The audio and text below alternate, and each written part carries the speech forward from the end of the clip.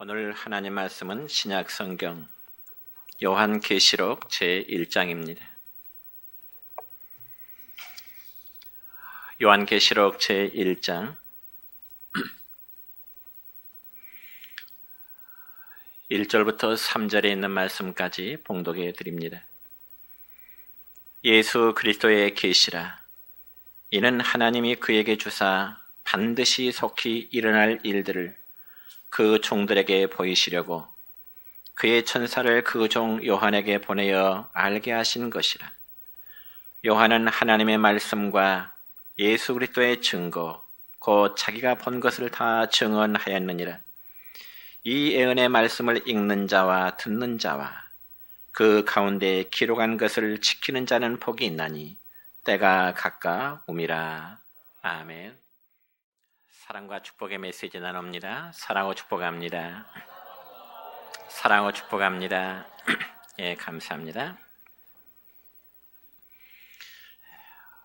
오늘은 신약 성경 요한계시록 1장 1절부터 3절에 있는 말씀을 중심해서 복 있는 성도라는 제목으로 말씀을 선포하고자 합니다.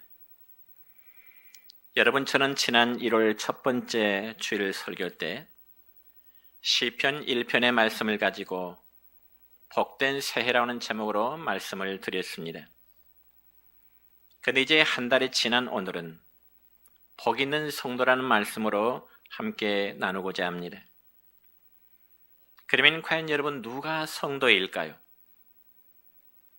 우리가 성도에 대해서 먼저 알아야 되는데, 여러분, 성도라는 말을 글자풀이로 해석을 하자면 거룩한 무리란 뜻입니다. 그리고 다른 말로 표현하자면 혹은 구별된 사람이라는 의미도 있습니다.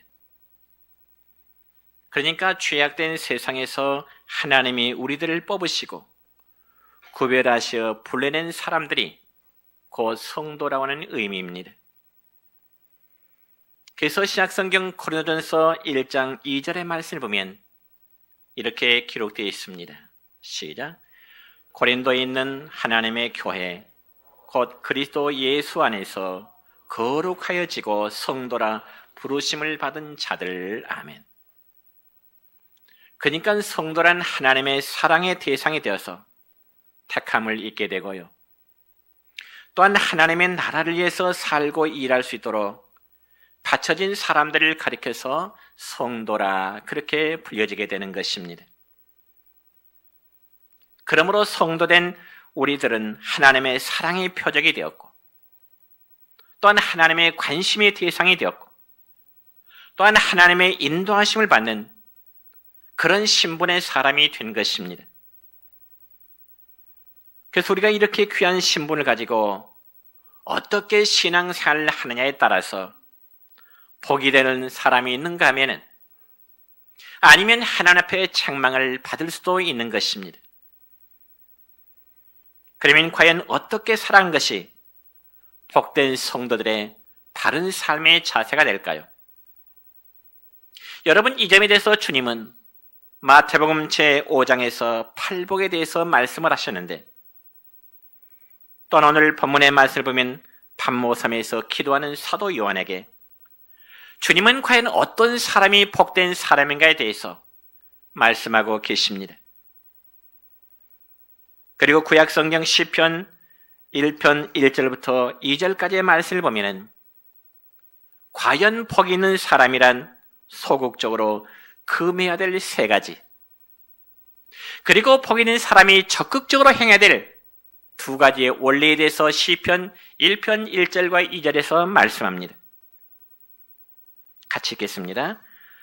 복 있는 사람은 악인들의 꾀를 따르지 아니하며 죄인들의 길에 서지 아니하며 오만한 자들의 자리에 앉지 아니하고 오직 여호와의 율법을 즐거워하여 그의 율법을 주야로 묵상하는도다. 아멘.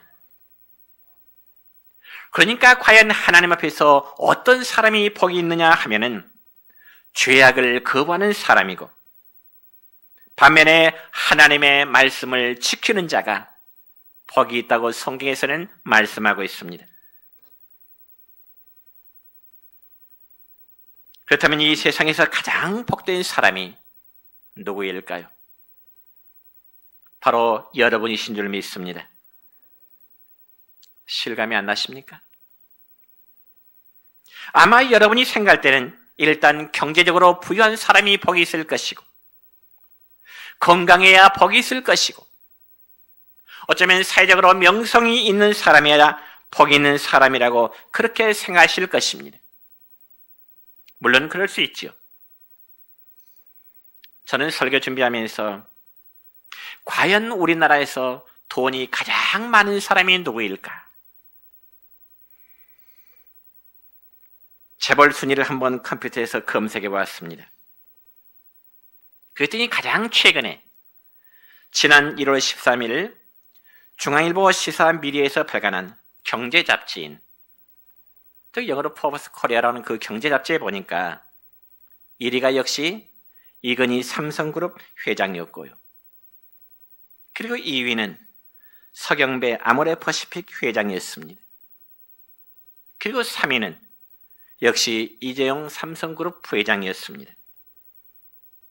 물론 그들이 가지고 있는 경제력이란 우리가 생각할 때는 천문학적인 돈이겠죠. 그래서 모든 국민들은 그들의 경제력과 그리고 지위를 부러워하면서 정말 그들은 복 있는 사람이라고 생각하게 될 것입니다. 그러면 우리 하나님께서도 그들의 소를 복되다 그렇게 말씀하실까요? 물론 그것은 하나님만이 아실 일일 것입니다. 여러분 요한계시록 3장의 말씀을 보면 소아시아 7교회 가운데 라오디게아라는 교회가 있었습니다. 그런데 라오디게아 교회 성도들은 자기 스스로를 말하기를 우리는 부자라, 그렇게 굉장히 자신감을 가졌습니다. 우리는 부자라. 여러분 그럴 수밖에요. 제가 상당히 오래전에 터키를 여행하면서 허물어진 라오디게아 교회 그 터까지는 가지를 못했지만은 그 라오디게아 지역을 통과한 적이 있습니다. 그래서 그 라오디게아 지역을 통과하면서 가이드의 말에 의하면은 과거의 그 라오디게아에는 2개의 큰 극장터와 검투사 경기장이 있었는데요. 항상 많은 사람들이 모이는 것이라고 소개했습니다. 뿐만 아니라 그곳에는 또한 금덩어리가요, 이 화폐 대신에 각 집에 있었고, 발달된 섬유 산업으로 좋은 옷을 입고 산의 진미와 최고급 술에 그들이 항상 취해 있는 그런 부유한 삶을 누렸습니다. 그래서 그들 스스로 말하기를 우리는 부자라고 자신하게 된 거죠. 그러면 우리 주님이 보실 때도 정말 그들을 부자로 평가하시느냐 하는 문제입니다. 답은 아니라는 것입니다. 여러분, 그들의 삶은, 육신의 삶은 풍요로웠지만은 그들의 영적인 삶은 곤고하고 가련하고 가난하고 눈멀고 벌거벗은 모습이라고 주님은 말씀하십니다. 여러분, 그 점에 대해서 요한계시록 3장 17절의 말씀을 보니까 우리 주님 이렇게 말씀하시네요. 시작. 내 곤고한 것과 가련한 것과 가난한 것과 눈먼 것과 벌거벗은 것을 알지 못하는도다. 그러면서 주님은 그 라오디게아 교회 성도를 향하여 계속 말씀하시기를 불로 연단한 금을 사서 부유하게 하고 흰옷을 사서 입어 벌거벗은 너희들의 수치를 보이지 않도록 하고 안약을 사서 너희들의 눈에 바르라. 주님이 그렇게 말씀하십니다. 그러므로 사랑하는 성도 여러분이여, 라오디게아 교회가 올바른 신앙 안에서 살지 못할 때 그들의 부유함에도 불구하고 우리 주님은 평가하시기를 너희들은 매우 가련하구나, 매우 가난하구나. 바라기는 하나님 앞에 부유한 삶이 되시기를 축원합니다. 그렇다면 과연 우리가 하나님 앞에 부유한 삶으로 살아가기 위해서는 과연 어떠해야 될까요? 오늘 본문 3절의 말씀입니다. 시작. 이 애언의 말씀을 읽는 자와 듣는 자와 그 가운데에 기록한 것을 지키는 자는 복이 있나니 때가 가까움이라. 아멘. 여러분, 이 말씀이 누구의 말씀일까요? 바로 우리 예수님의 말씀이십니다. 또 이 말씀은 말세에 되어질 사건을 기록한 책입니다. 그럼 우리는 말세에 되어질 이 비밀의 말씀을 미리 알고 준비할 수 있기 때문에 우리에게는 복된 자가 된 것입니다. 그래서 오늘 본문 1절 첫 부분의 말씀을 보면은 예수 그리스도의 계시라, 예수 그리스도의 계시라, 이런 말씀이 기록되는데, 여기 계시란 말은 헬라어로 아포칼립시스라는 단어인데 감추어진 것을 열어서 보여준다 하는 뜻입니다. 계시라는 말이 감추어져 있는 것을 딱 오픈시킨다는 거죠. 열어서 보여주는 것. 그러니까 이 요한계시라는 말씀은 사도 요한에게 하늘에 감추어진 이 신비한 비밀의 말씀을 완전히 보여 열어주시는 것, 이게 바로 사도 요한이 기록한 요한계시록의 말씀입니다. 그럼 우리는 이 말씀을 통하여 미리 준비하며 또 주님의 심판 때 부끄럽지 않게 설 수 있도록 주신 말씀이기 때문에 이 말씀을 듣는 우리에게는, 여러분에게는 복이 되는 줄로 믿습니다. 그런데 여러분, 세상 사람들은 이 말씀을 믿지 못하고 역시 읽지를 않겠지요. 그럼에도 이 계시의 말씀을 믿고 읽는 자는 복되다고 말씀하십니다. 그럼 우리는 이 계시의 말씀인 성경을 읽을 때마다, 이 말씀을 들을 때마다 주여 이 말씀을 깨닫게 해주시옵소서, 이런 겸손한 자세를 지녀야 되는 것입니다. 또한 요한복음 14장 26절의 말씀을 보니까 우리 주님은 이런 말씀을 우리에게 주십니다. 시작. 보혜사 곧 아버지께서 내 이름으로 보내실 성령, 그가 너희에게 모든 것을 가르치고 내가 너희에게 말한 모든 것을 생각나게 하리라. 아멘. 여러분, 성령님은 우리에게 말씀을 깨닫게 해주십니다. 그렇기 때문에 여러분이 성경을 보아도 성령님의 도우심이 없이는 말씀의 깊은 진리를 깨달을 수가 없는 거지요. 그래서 잠언 29장 18절의 말씀을 보니까 이런 말씀이 있네요. 시작. 묵시가 없으면 백성이 방자히 행하거니와 율법을 지키는 자는 복이 있느니라. 아멘. 그렇다면 오늘 본문 말씀을 의지하여 어떤 성도가 정말 복이 있을까요? 첫째는 예언의 말씀을 읽는 자가 복이 있다 말씀하십니다. 여러분이 이 예언의 말씀을 읽는 자가 복이 있다는 말씀은 성경을 자주 읽는 성도가 복을 받게 될 것이라는 그런 말씀입니다. 왜냐하면요, 성경 속에는 우리가 복받을 수 있는 비결을 기록하고 있기 때문에 그렇습니다. 예를 들어서 여러분, 어떤 광부가 이 금을 캐려고 한다면 금맥을 찾아서 굴을 뚫는 게 쉬울까요? 아니면 무작정 굴을 뚫는 게 쉬울까요? 두 말을 여지었겠죠. 광부가 금을 캐기를 원한다면 당연히 금맥을 찾아서 굴을 뚫게 나가는 게 훨씬 효과적일 것입니다. 그와 마찬가지로 성경은 우리가 하나님으로부터 복을 받을 수 있는 하나의 금맥이 있다는 사실입니다. 그렇기 때문에 하나님을 섬기는 신앙인들은 성경을 자주 읽고 묵상하는 데 힘써야 되는 것입니다. 그럼에도 성경은 교회에서 예배를 드릴 때만 일주일에 한 번 정도만 열어보는 성도가 있다면 한번 생각해 볼 문제입니다. 혹시 여러분 중에 그런 분은 안 계실까요? 만약 계신다면 그래가지고 어떻게 올바른 신앙생활을 할 수 있겠습니까? 전 여러분에게 묻고 싶습니다. 여러분은 한 주간에 성경을 어느 정도나 펼쳐보십니까? 그나마 몇 장 정도라도 읽는 성도가 있다면 정말 다행일 것인데, 아예 집에서 성경을 읽는 것과 담을 쌓고 있다면 하나님 앞에 조용히 회개해야 됩니다. 그러면서 우리가 예수 믿는다고 할 수 있을까요? 그리고 하나님 복을 주세요. 이런 복도 주시고요, 저런 복도 주시고요, 그렇게 기도할 수 있을까요? 그래서 예수님도 요한복음 5장 39절의 말씀 보면 주님은 이렇게 말씀하십니다. 시작. 너희가 성경에서 영생을 얻는 줄 생각하고 성경을 연구하거니와 이 성경이 곧 내게 대하여 증언하는 것이라. 아멘.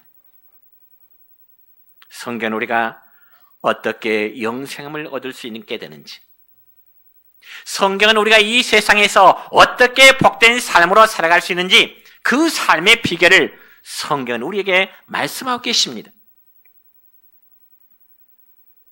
그럼에도 어찌해서 신앙생활을 수년 동안 하면서 하나님의 말씀인 성경을 그렇게도 멀리해야 될까요? 얼마 전에 우리 교단 신문 설문조사에 보니까 신앙생활을 수십 년 동안 하면서 성경을 처음부터 끝까지 한 번도 안 읽어본 성도가 어느 정도 된 줄 아십니까? 69%였습니다. 69%. 이게 70% 다 되지요. 신앙생활 하면서 죽을 때까지 성경 한 번 제대로 읽어보지 않은 사람이 10명 중에 7명이 된다는 말이에요. 여러분은 그 숫자에 포함되지 않았을까요? 여러분, 성경은 하나님의 완전하신 계시의 말씀입니다. 그래서 성경이 과거 이스라엘의 역사를 기록한 것은 우리에게도 그들에게 지나간 역사를 통해서 교훈을 얻도록 하시기 위함인 것입니다.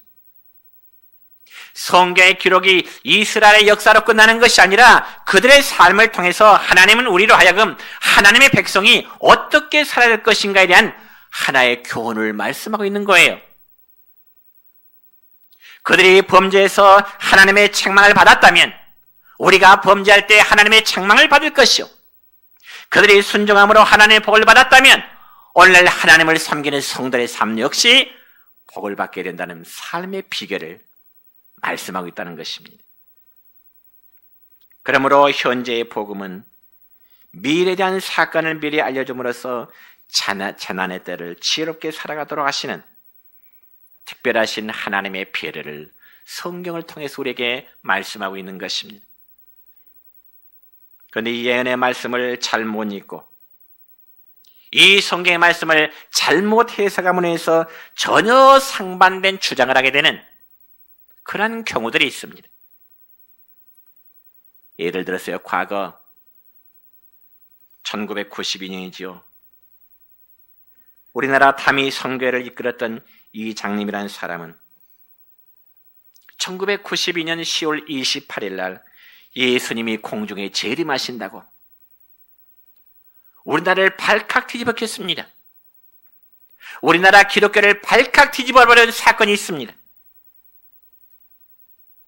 물론 해프닝으로 끝나고 말았지만은, 그러면서 우리나라의 기독교는 세상 사람들에게 손가락과 비난의 대상이 되고야 말았습니다.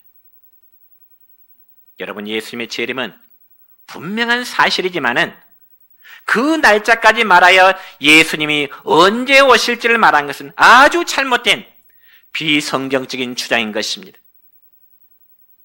그럼에도 주님은 오늘 본문 1절 가운데 부분의 말씀을 보면 반드시 속히 일어날 일들 라고 말씀하십니다.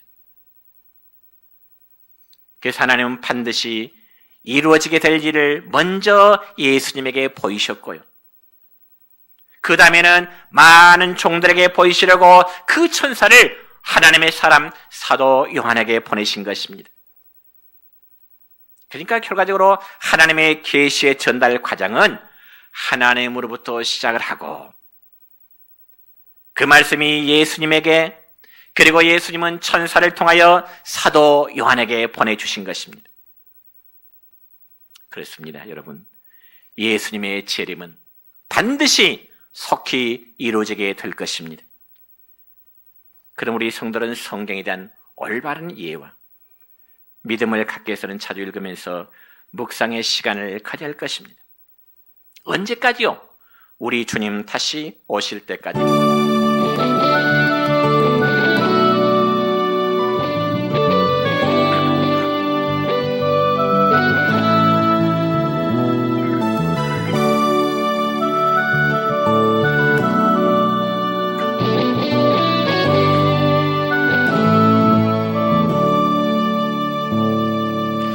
주님 다시 오실 때까지 나는 이 길을 가리라. 좁은 길 나의 십자가 지고 나의 가는 이 길 끝에서 나는 주님을 보리라. 영광의 내 주님 나를 맞아주시리. 주님 다시 오실 때까지 나는 일어나 달려가리라. 주의 영광 온 땅 덮을 때 나는 일어나 노래하리. 내 사모하는 주님 온 세상 구주시라. 내 사모하는 주님 영광의 왕이시라.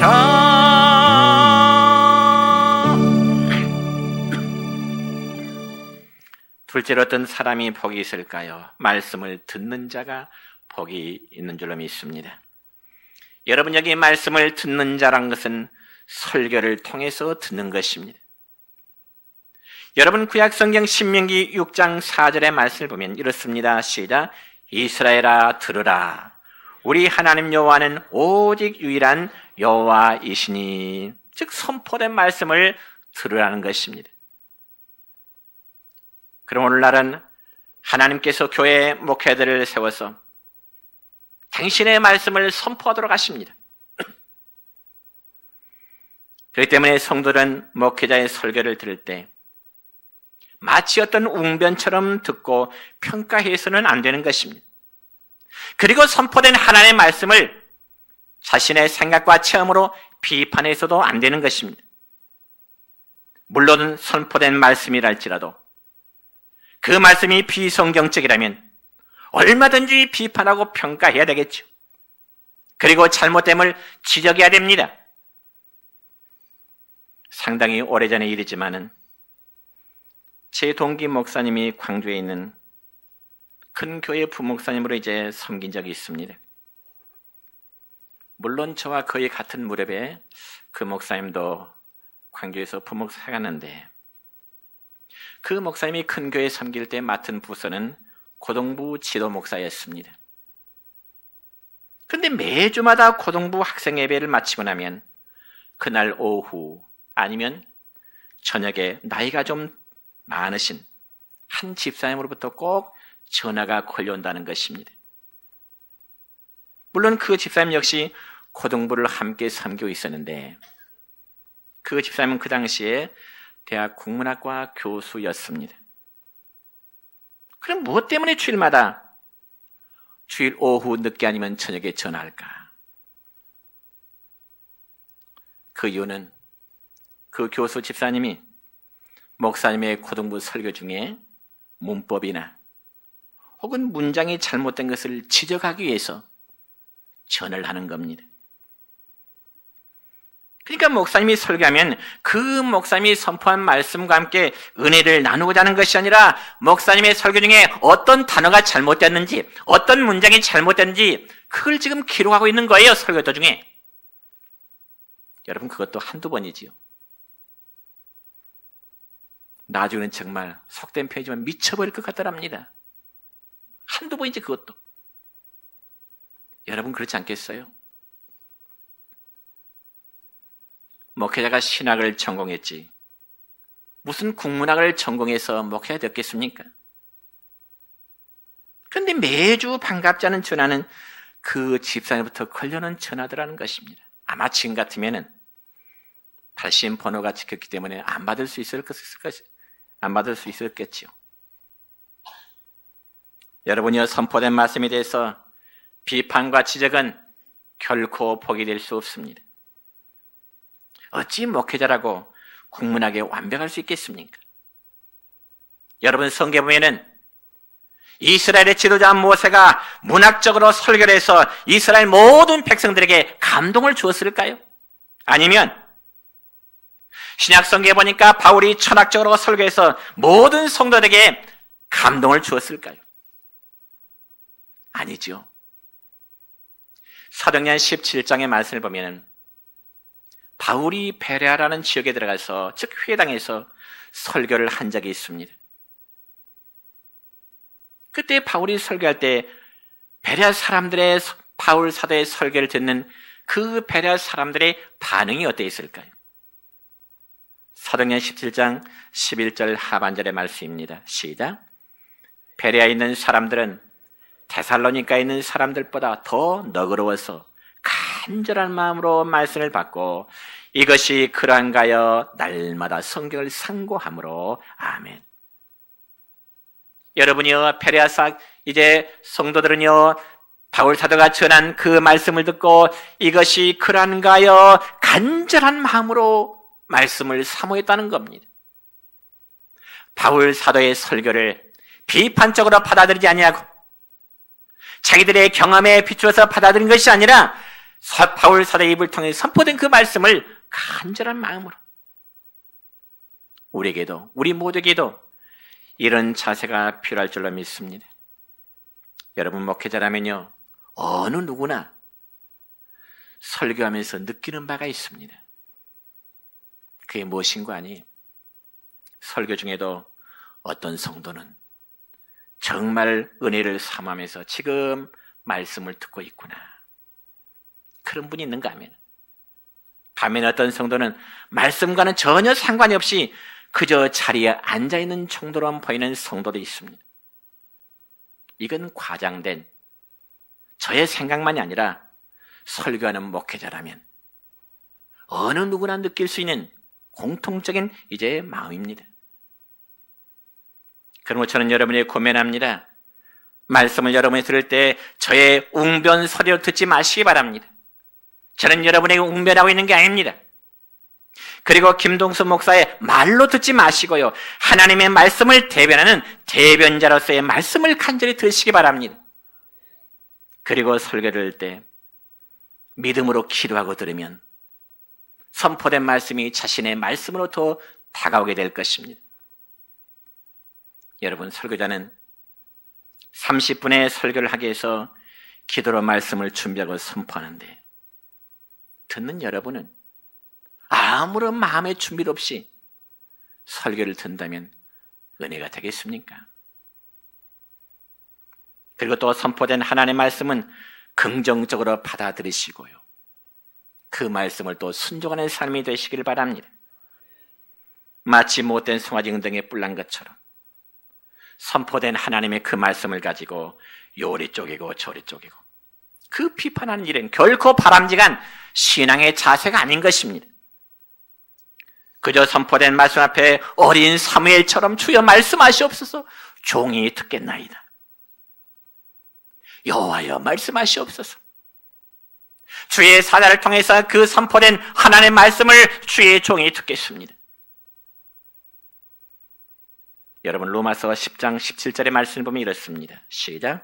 믿음은 들음에서 나며 들음은 그리스도의 말씀으로 말미암았느니라. 여러분의 믿음의 성장은 말씀을 스스로 묵상하는 데도 원인이 되겠고요, 그 다음에는 성경에 보니까 믿음은 들음에서 난다. 수십 년의 믿음의 생활하면서도 왜 믿음의 성장이 이루어지지 않을까요? 듣지 않기 때문에, 순종하지 않기 때문에 그런 것입니다. 그래서 사도행전 2장 37절의 말씀을 보니까 이 베드로 사도가 선포 말씀을 선포할 때 회개하는 역사들이 일어났습니다. 참으로 하나님의 말씀을 들음으로 순종할 때 여러분에게, 우리 모두에게 복이 될 줄로 믿습니다. 세 번째는 말씀을 지키는 자가 복이 있습니다. 여러분이 아무리 성경 말씀을 많이 읽었다 할지라도 이 말씀을 지키지 않으면, 우리의 생활 속에 행함이 따르지 않으면 아무런 유익이 없는 겁니다. 그래서 여러분, 말씀을 지킨다고 하는 것은 곧 행함이고요, 그 행함은 곧 순종이 되는 것입니다. 그리고 말씀 안에서의 순종은 바로 성도들의 의무인 것입니다. 왜 그럴까요, 여러분? 야고보서 2장 17절 말씀 볼까요? 시작. 행함이 없는 믿음은 그 자체가 죽은 것이라. 행함이 없는 믿음은, 행동과 실천이 따르지 않은 믿음은 그 믿음 자체가 죽었다는 겁니다. 만약 성경에 이 말씀이 기록되지 아니하고 제가 여러분에게 이 말을 선포한다면, 행함과 실천이 따르지 않은 여러분의 믿음은 다 거짓입니다, 죽었습니다 한다면 불쾌하겠죠. 하나님은 야고보 사도의 입을 통해서 행함이 없는 믿음은 다 죽은 것이라고 명백히 말씀하십니다.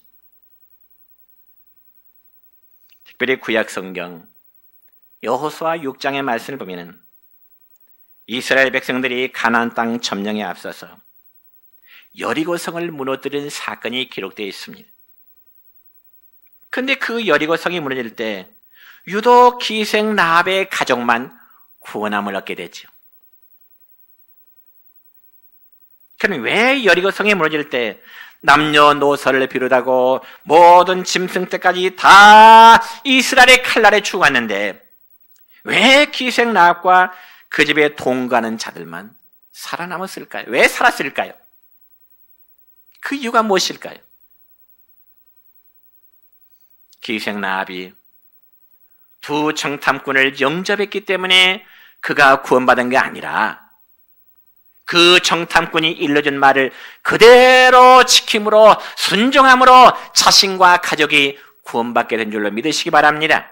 만약에 기생 라합이 정탐꾼이 일러준 말대로 행하지 않았더라면 정탐꾼들이 그를 구원해주고 싶어도 구할 수가 없었을 것입니다. 이처럼 말씀을 지켜 순종함은 생명을 건지는 그러한 결과를 얻게 된 것입니다. 그래서 우리 주님께서도 빌라델비아 교회를 칭찬하실 때 요한계시록 3장 8절 하반절의 말씀을 보니까 이렇게 말씀해요. 시작. 내가 작은 능력을 가지고 있어도 내 말을 지키며 내 이름을 배반하니 아니하였도다. 너희들이 정말 내 말씀을, 내 말을 지켰구나. 또한 계시록 3장 10절 말씀입니다. 시작. 내가 나의 인내의 말씀을 지켰은즉 내가 또한 너를 지켜 시험의 때를 면하게 하리니. 아멘. 여러분, 왜 인내의 말씀이라고 했을까요? 왜 기록된 성경의 말씀을 인내의 말씀이라고 했을까요? 그것은 말씀을 지킨 데는 그만큼 힘이 들기 때문에 그렇습니다. 하나님의 말씀을 지키면서 순종하면서 산다고 하는 것이 그렇게 쉬운 일 아니라는 말이죠.